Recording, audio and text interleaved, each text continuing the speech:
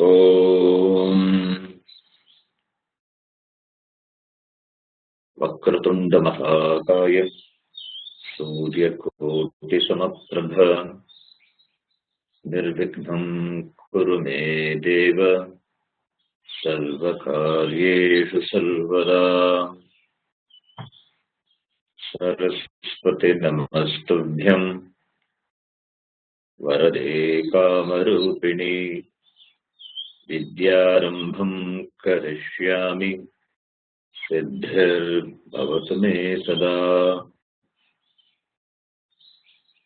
Gurave Sarvalokanam Vishaje Bhavaroginam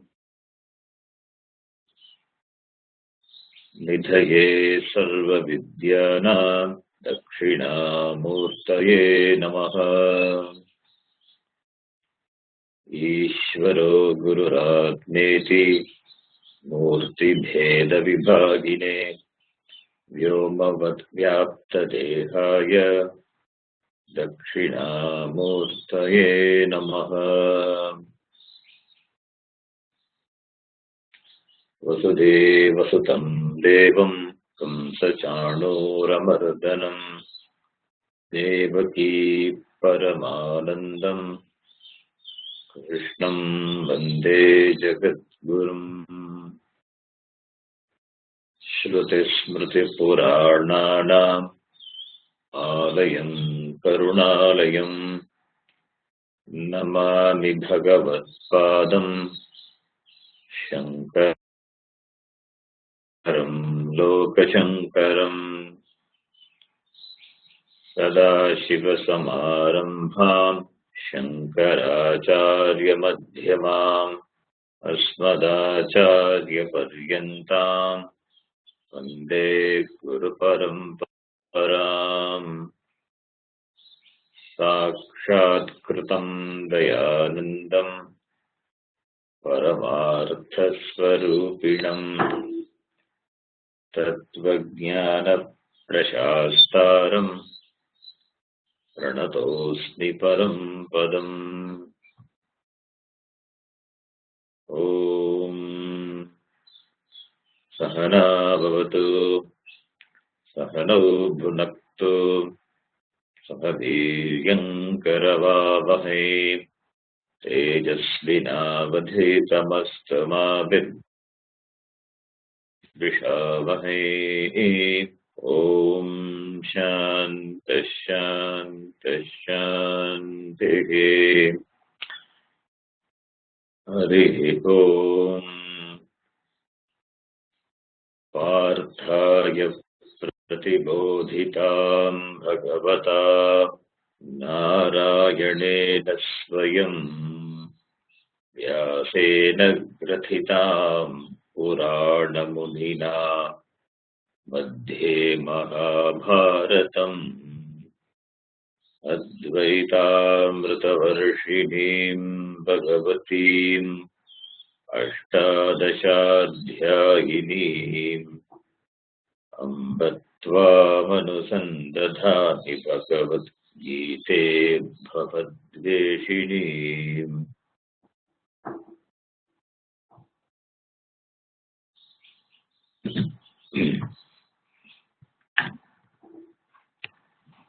We are discussing a set of disciplines, qualifications which are required for an adhikari of Vedanta, and a set of qualifications under the heading Sadhana Chatushtaya Sampatti. And among the four set of disciplines, that is the Sadhana Chatushtaya Sampatti, we have discussed Viveka, which is the first and the foremost qualifications for the students of Vedanta. Viveka is required not only in the context of the pursuit of Vedanta, but it is required also when transacting with the world. In normal Vyavahara Jivanam also, Viveka is required. And what is Viveka? Viveka is discrimination. Discriminating between what is real and what is not real. Why do we discriminate, or why should we discriminate? Because we are all searching for that which is real, and that real vastu is as though covered, as though camouflaged by the anitya vastu. Therefore, viveka is required. And this viveka, the culmination of viveka as its phalam, leads to the next qualification, which is vairagyam. And that is a topic we were discussing in the last class. What is vairagyam? Vigata ragasya bhavaha vairagyam. Viragaha, that is vairagyam. Vairagyam means absence of attachment or detachment. You can say detachment or desirelessness. Dispassion. Any word can be used as the English equivalent for vairagyam. And in the tradition, the definition of vairagyam is given as Iga Amutra Phalabhoga Viradaga. Iga Amutra Phalabhoga Viraga Vairagyam. Iga means here. Amutra means there. There means where. That is the place where we go after that, like Swargaloka, Brahmaloka, Satyaloka, Ityadi lokas. There are 14 lokas, that is 7 worlds up above the earth is there, and 7 down. In the 7 down, that our Bhumi, Prithvi is in the middle. So above the earth there are 7 lokas: Bhuvaha, Suvaha, Mahaha, Janaha, Tapaha, Satyaha, iti. The 7 lokas are the Brahma Loka. And Bhuhu, that is the earth, Prithvi, that is in the middle, and below that Prithvi there are 6 lokas down: Atala, Vitala, Sutala, Sasatala, Talatala, Patala. These are the lokas which are down below the earth. Adoloka, lokas which are below. All these lokas are not nityam. They are anityam. The 7 lokas which are above the earth, the people in those lokas, the beings in those lokas, they may have better body and enjoyments, but still they are anityam. And dispassion for these lokas constitute vairagyam. That is what vairagyam is. Vairagyam is iccharagityam. Iga Surga Bodheshu iccharagityam.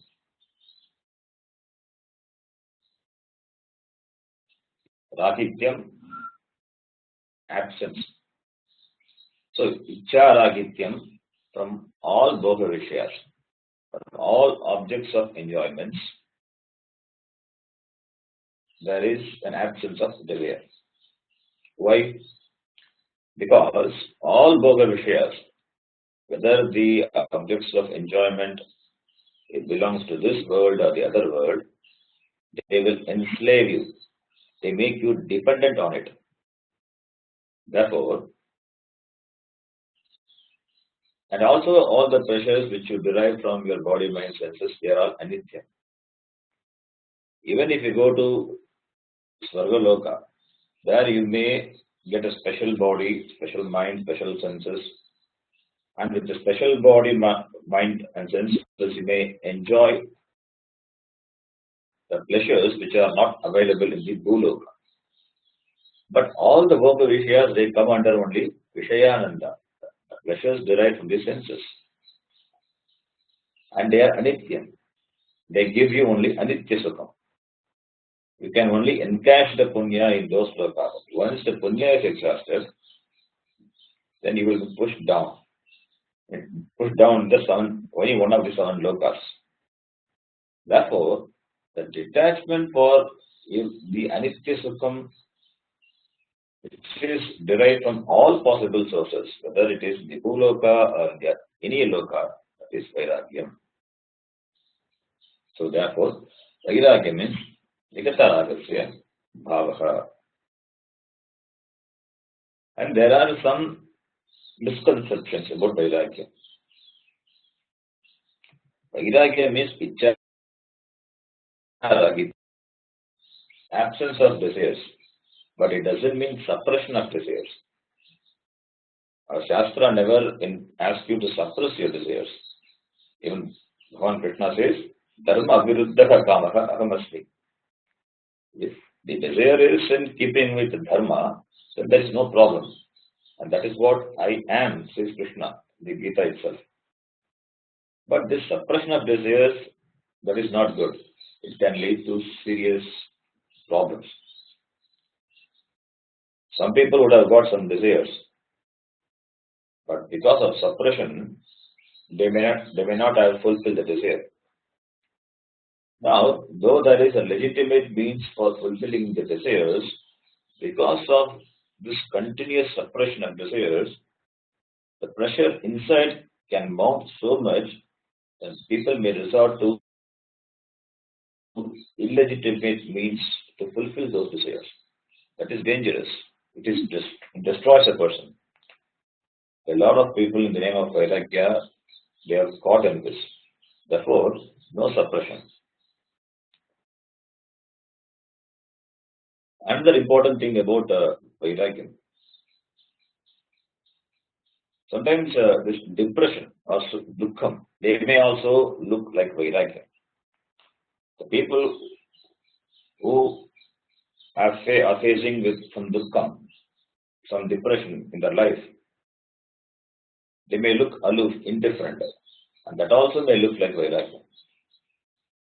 You may be sorrow because of certain incidents or disappointments in your life, and therefore you may not care for the world. It is because of some disappointment, and therefore depression. And this feeling of depression is not Vairagya.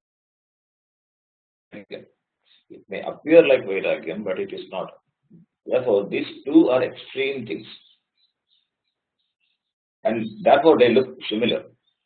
Feeling of depression, that may also look like Vairagyam, and Vairagyam itself is there. Therefore, these two are two extreme things. And there is a possibility to confuse one thing for the other, because they look similar. When there is no light, you cannot see. Similarly, when there is too much light also, you cannot see. The two extremes look similar. When there is no sound, you cannot hear. When there is sound beyond the certain decibel, you cannot hear. The two extremes. Similarly, here also, these two Vairagyams, these two may look similar, but they are not same. In fact, the other one is not Vairagyam. A Jnani is happy, is contented with himself. And Ajnani is also happy. It's another two extremes. Similarly, here also, a person with depression and a person with Vairagyam may appear similar, but they are not. And also, Vairagyam doesn't mean aversion. It doesn't mean the feeling of disgust for things of the world. You don't have to feel disgust for anything in the world. Everything in the world has got a place. There is no place for aversion. There is no place for hatred. You need not be afraid of the other gender or seeing or touching money and all. Generally, people think all these things would tempt them. They would deviate them from the path of spiritual life. In fact, they never tempt you, but you get tempted. The problem is with you, not with the objects. Therefore, one should not feel aversion for anything in the world. Therefore, to understand Vairagyam, we should know what Vairagyam is not. Because there are wrong conceptions of Vairagyam. And aversion is not Vairagyam. Running away from the world is not Vairagyam. These are not the real Vairagyam. When you have hatred, dvesha towards a person, suppose, what does it mean? It means naturally you don't have attachment for the person. You don't have a raga for the person. But it is subjective. It is purely subjective. Not having raga for that person is subjective. Absence of raga, it is not objective in this case. You don't like a person, therefore you don't have raga. It is not objective, it is subjective. Sometimes people, when they cannot handle certain situations in life, they want to run away from the situations. They want to escape. This is called escapism. Even when you cannot handle your relation, your spouse or children or job situations, you want to run away. Wherever you run, the challenges also will chase you. Either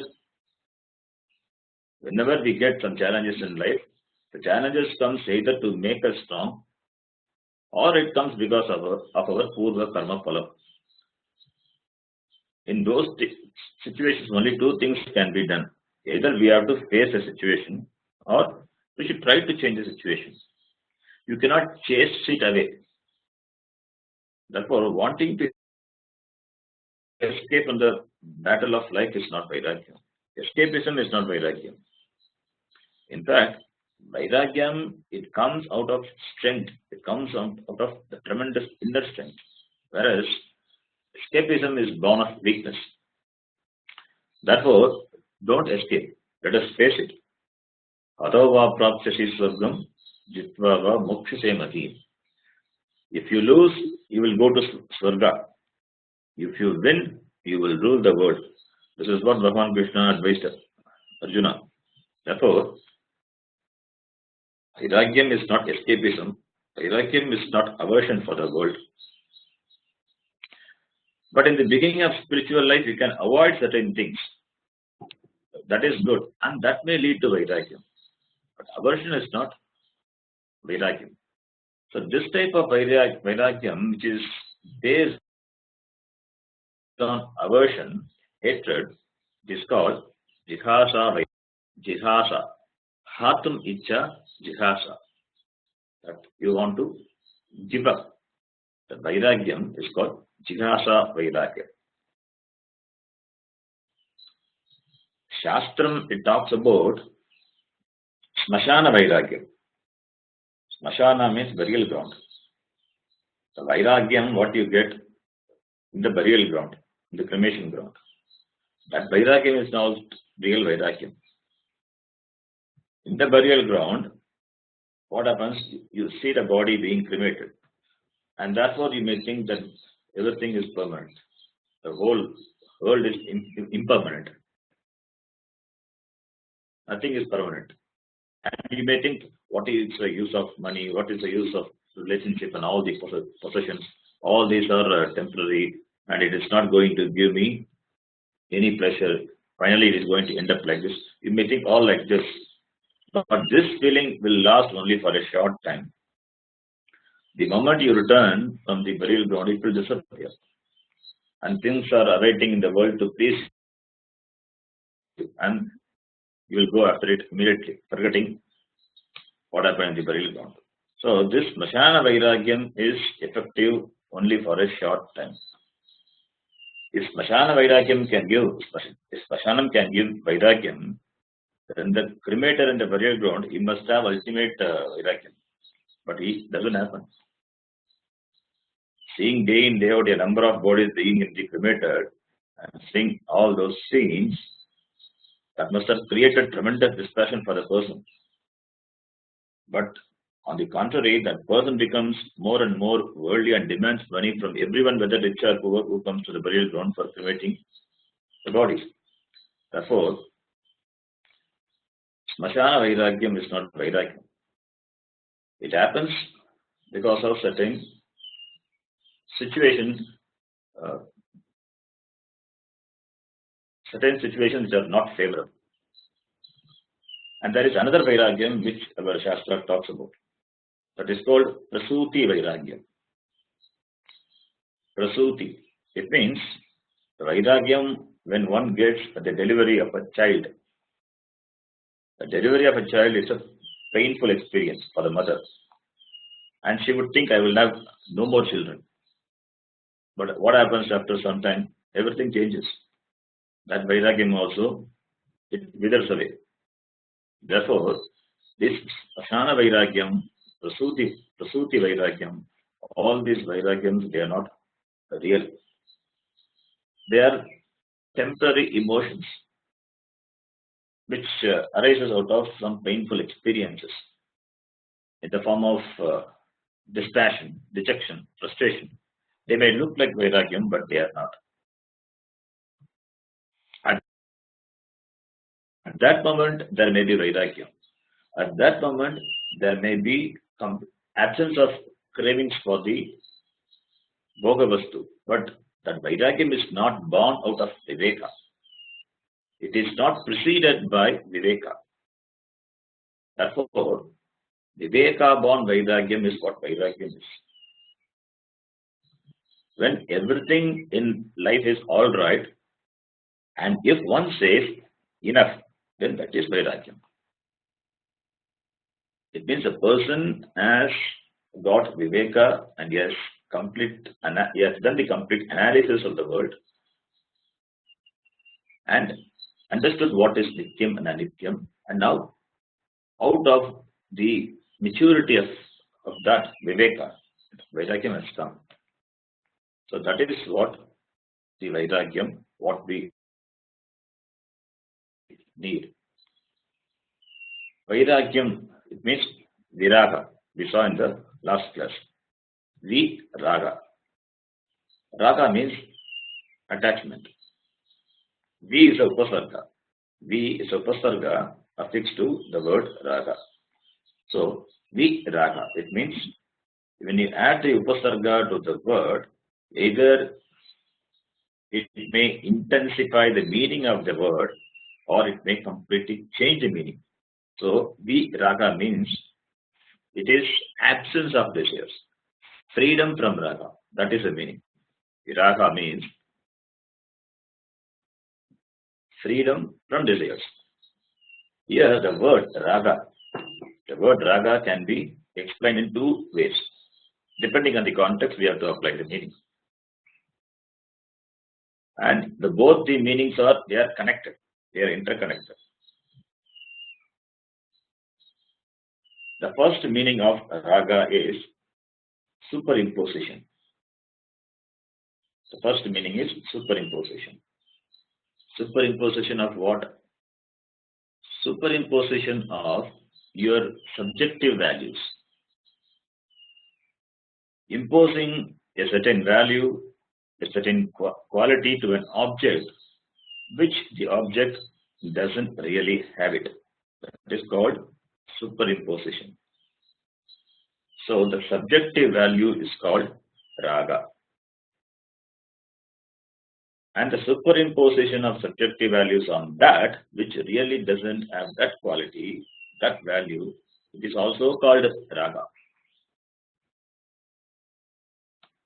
For example, what is money? Money is nothing but a piece of paper which is man-made and it has value. And money has buying power. For living our life, no doubt we all require money. We require money to buy things. We require money for our survival.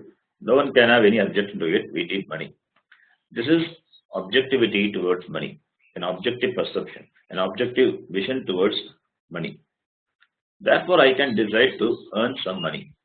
That is being objective. There is no problem in that. No one underestimates the value of money. In fact, in our tradition, we look upon money, dhanam, as Lakshmi. That is why we do Lakshmi Puja, Kubera Puja every Friday. But the same money, it cannot give you a glass of water when you are in the middle of Sahara Desert. You may have bundles of dollars with you, but it will not give you water. If you think money is a source of security, then that view will totally change when you are in such dire situations. If you are in a situation to decide whether money or life, then you will not choose money. But there are some people who are so subjective. If you ask them to choose money or relations, they will choose money. Why? Because they think money will give security to them. If you think money to be the source of security or the solution to my problem of security, then it is superimposition of your subjective value on money. Really speaking, money cannot solve your problem of insecurity. We are not looking down upon money. We are looking upon money as it is. We value money, but asking not to superimpose your subjective values on it. With money, you are insecure. Without money, also, you are still insecure. Money being what it is, with money or without money, the feeling of insecurity remains. Therefore, your perception of money being the source of security, it is nothing but your superimposition of subjective value on it. Money doesn't have the capacity to solve the problem of security. You don't value money more than what it deserves. Not only money, for that matter, everything in the world, including people, we should not value more than what it deserves. So, seeing an extended, an exaggerated value on that which is not in an object or a person or situation, that is called raga. That is called raga. People think that if they have money, they will be secure. But the basic insecurity will continue, for which money is not a solution. That jnanam, it is overpowered by raga. Similarly, in relationship also. Any relationship you take, it has got a purpose. Relationships, it helps me to grow. It is meant to provide the opportunity to grow, like marriage, parentage, and all. That is the objective value of the relationship. But if I see or seek the relationship as a solution for my problem of insecurity, then it is subjective. This is with regard to any relationship, whether it is mother son, father mother, or even between friends, even between the teacher and the student. A teacher can give you the solution for the problem of insecurity in the form of teaching.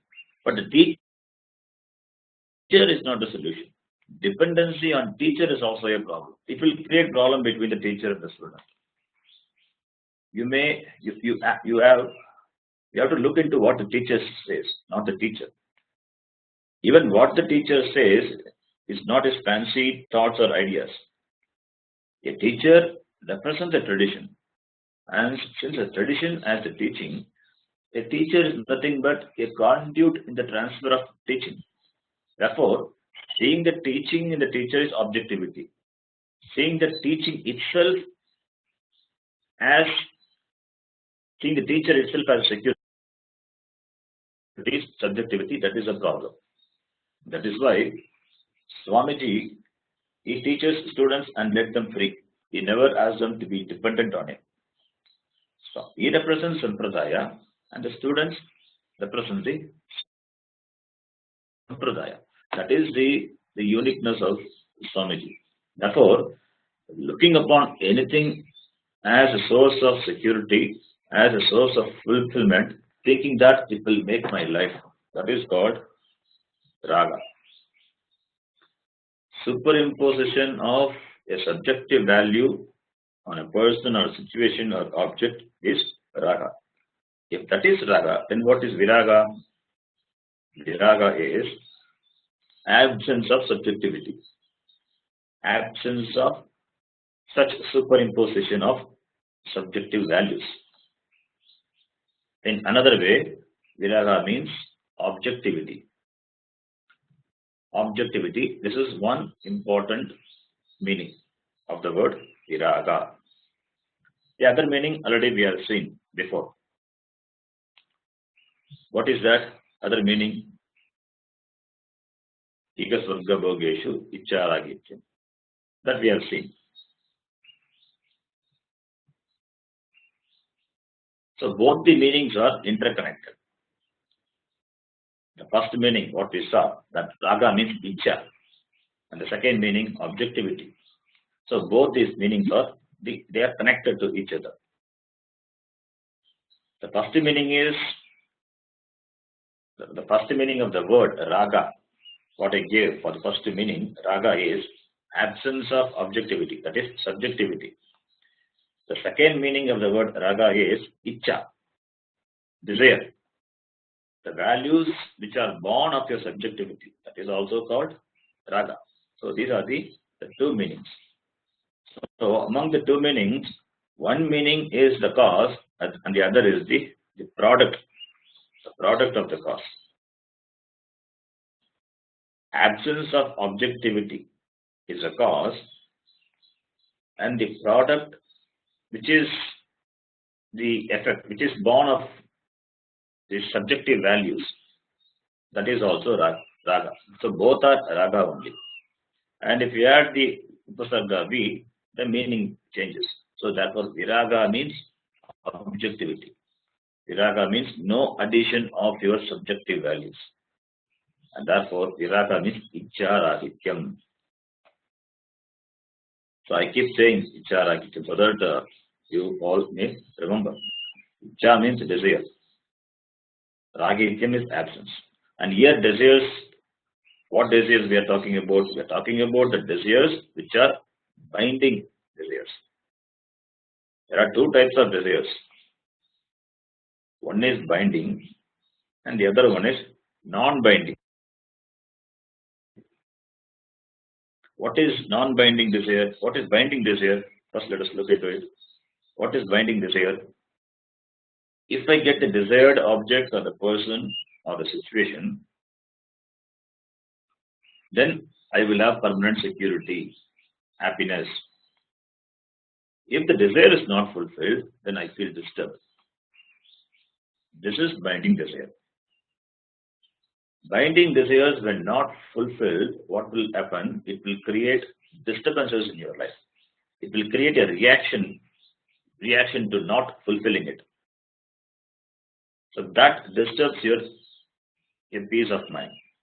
You will not be at home when the desires are binding. That may lead to the other things, krodha, ityadi. That is a reaction. The other type of desire is a non-binding desire. This is based purely on objective value.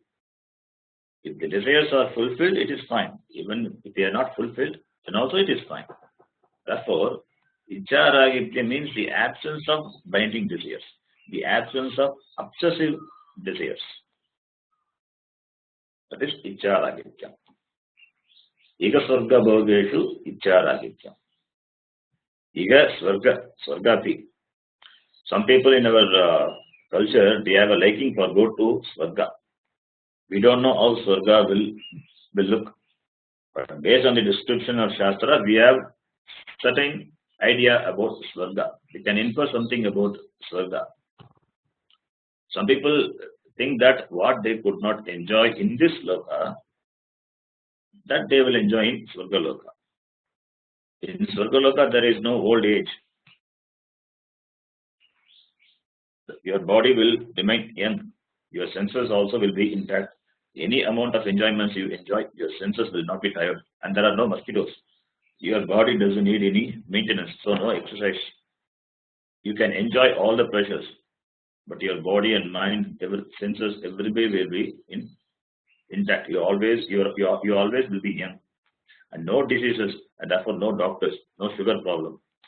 So all the defects of this bhuloka, they are completely absent in Swargaloka. And if Swarga being like this, suppose if you are given a chance to go to Swarga, then how many of you will like to go to Swarga? We may not tell, but inside, when reading these descriptions of the Bhoga Vastu which are available in Swarga, we also get tempted to enjoy this Swarga Bhoga. It creates raga in us when we read the descriptions of Swarga Loka. If there are such places, then naturally we all want to go. We all would like to go to Swarga. Like every weekend we like to go somewhere for what we enjoy and then come back. That is our lifestyle. If that is the case, will we not want to go to Swarga? But that desire is also a problem. Wanting to go to Swarga, that is also a problem for the students of Vedanta in the pursuit of moksha. Why? Because it will create obstacles. That will create prativanta. For a moment, when we listen to the pleasures of Swarga, we get tempted and want to go. It means raga is there, and that raga will obstruct our pursuit of moksha. If we have raga, then it means we have not done proper analysis of the pleasures of the worldly objects. Pariksha lokan not done properly. Pariksha lokan karmachitan brahmana Mundakoparishit. That pariksha, that examination of the loka, the bhoga vishaya, have not been done properly by us. Viveka is absent. Therefore, going to Swarga and enjoying Swarga Bhoga, that is also an experience. And that experience doesn't last long. They are not Nityam, they are Anityam. They are Anityam. Therefore, you have to come back. So, when the raga is there, it means your Nitya Nitya Vastu is shaken. And what happens then? Vairagyam, it falls apart. Therefore, we, the students of the Vedanta, so we have to be careful and cautious. Therefore, always analyze what we really want. That is why our Shastram also is testing us how we will react.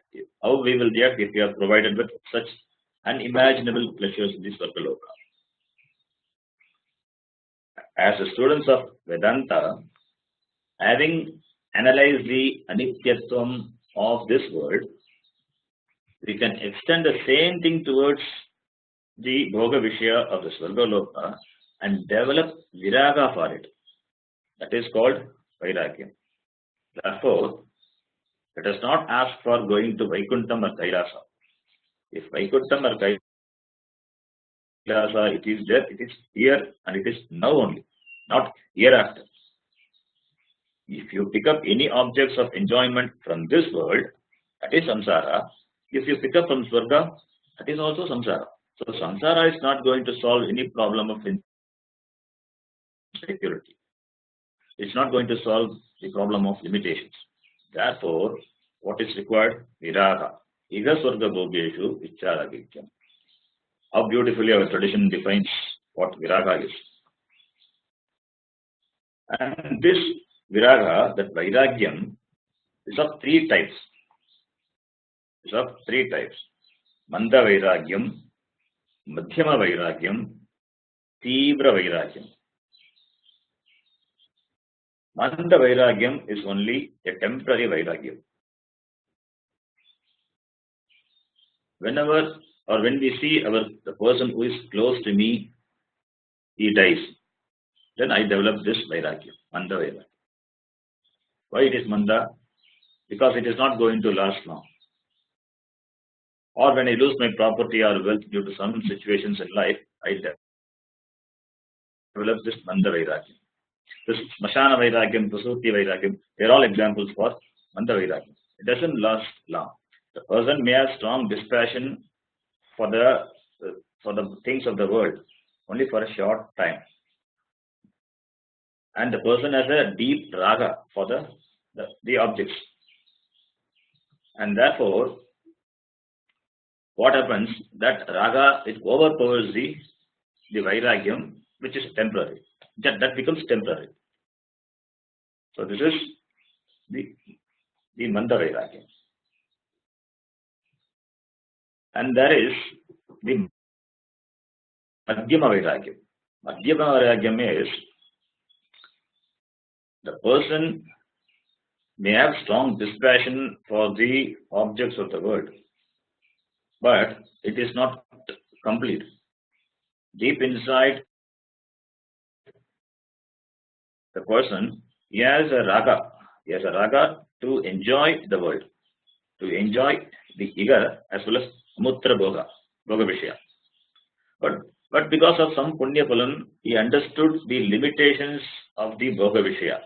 But at the same time, he has raga for Bhoga Vishaya in Swargadi Loka. Therefore, to fulfill those ragas, he does lot of yagadi karma, jyotishtoma, ityadi karma he does. And therefore, he is planning to go to Swarga after death now. To go to Swarga, he plans now. It means what? It means he is still passionate for objects of enjoyment in the other loka. Whether it is here or elsewhere, it has got passion for Bhoga Vishaya. So that is Madhyama Vairagya. The third category of Vairagyam is Tibra Vairagyam. This is a real Vairagyam, an intense Vairagyam. The person is completely dispassionate. He is dispassionate to everything, every object, every Bhoga Vishya, either of this world or the other world. And this Vairagyam, it also arises out of some Punya Phalam and also from a clear analysis, the clarity of perception. It means a person has done enough Viveka, proper Viveka he has done. And therefore he completely turns away from the Bhoga Vastu. Turns away from the Bhoga Vastu means not physically. Since the person is objective, no Bhoga Vastu can tempt him, can entangle him anymore. And we have seen the Viveka, that five-fold criterion. Based on that, how Viveka is looked upon. We have seen the same way the same way Vairagyam also can be looked upon. And before that, you remember the fivefold, the criterion. What are they? Hetuhu, Swarupam, Karyam, Avatihi, and Palam. These are the fivefold criteria. So let us look upon this, and let's analyze Vairagyam from this fivefold. Already we have done all the things what we have discussed. Now we are going to put into these five categories, and we are going to see. What is a hetu? The first one. What is a hetu for Vairagyam? The cause for Vairagyam. Vairagyam is born of Viveka. We are talking about Tibra Vairagyam. So, what is the cause of Vairagyam? Viveka. And Viveka born of discrimination between Nitya and Anitya Vastu. So, the Viveka is a cause for Vairagyam. I am not discussing it elaborately. Already we have done in the previous class, and also just now we have discussed. Then the second point, what is Swarupam? Swarupam of Vairagyam. You become highly objective.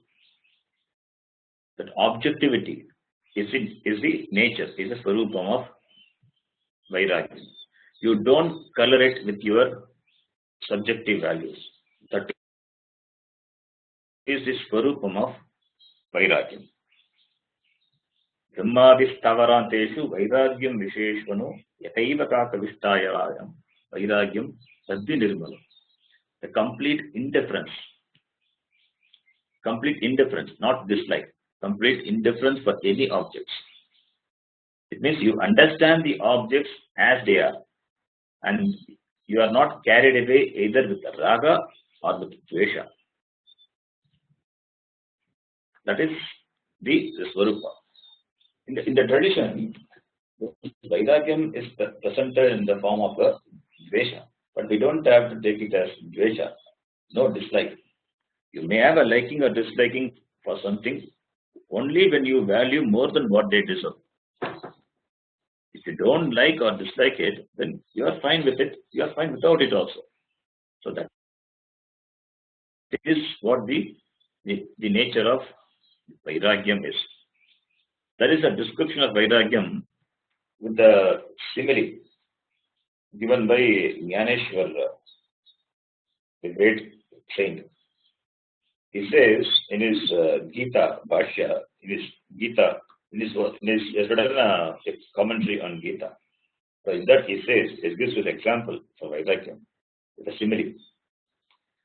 A man of Vairagyam will run towards Bhoga Vishaya with as much enthusiasm as one wants to embrace the rotten body of a queen. A man of Vairagyam, he will run towards Bhoga Vishaya with as much enthusiasm as one wants to embrace the body of a rotten body of a queen. A man of Vairagyam will derive as much satisfaction from sense objects as one, out of thirst, it drinks the pus coming from a leper's wound. You see how it describes. A man of Vairagyam will be prepared to jump into the boiling drum of molten iron to have a clean, refreshing snanam. See how the descriptions, how powerfully he has described. This some similes even we cannot imagine us. Even our ears don't want to hear that. That is why they are powerful. And what do we understand from the simile? It means a man of Tivra Vairagyam will not go after sense objects. That is the Swarupam. That is the nature of Vairagyam. And the fourth one, what is the Karyam? What is the Karyam of Vairagyam? Karyam means, effect or the product. The effect of Vairagyam is Ragasya Abhavaka, absence of Raga. Absence of Raga for anything in the world with which you transact. That is Karyam. And what is the Avati of Vairagyam? Avati of Vairagyam is the person is completely indifferent to sense objects. The sense objects, they don't have any say over it. That is the Avati. The last one, the last criteria. What is the Palam of Vairagyam? The Palam, the result of the Vairagyam will be the development of Shama Dhamadi qualities. Shama Dhamma Uparama Titiksha Shraddha Samadhanam. This is the third discipline in the set of 4 disciplines. In Sadhana Chatushtaya Sampatti, there are 4 sadhanams are given. The first one, Viveka. From the Viveka is born Vairagya. From Vairagya is born Shamadhi, Shatka Sampatti, the qualities. About those qualities, we will discuss in detail in the next class. The Shamadhi qualities, it has got 6 qualities. Shamadhi, Shatka Sampatti. Within Sadhana Chatushtaya Sampatti, the third qualification is Shamadhi, Shatka Sampatti, and it has 6 qualities. About that, we will discuss in the next class. And before discussing that, we will spend some time on how to get Vairagyam. That topic also we will discuss in the next class. Om Purnamadah Purnamidam Purnat Purnamudachyate Purnasya Purnamadaya Purnameva Vasishyate. Om Shanti Hari Om Shri Gurubhyo Namaha. Hari Om. Thank you, Sharanji. Thank you, Sharanji. ஜிஹாசா வைராகியம் சொன்னீங்கல்ல, அதுக்கு கொஞ்சம் அது என்ன சொன்னீங்க? ஜிஹாசா வைராகியம்னா என்ன சொன்னீங்க? Jihasa Vairagyam means Hatum Icha Jihasa. But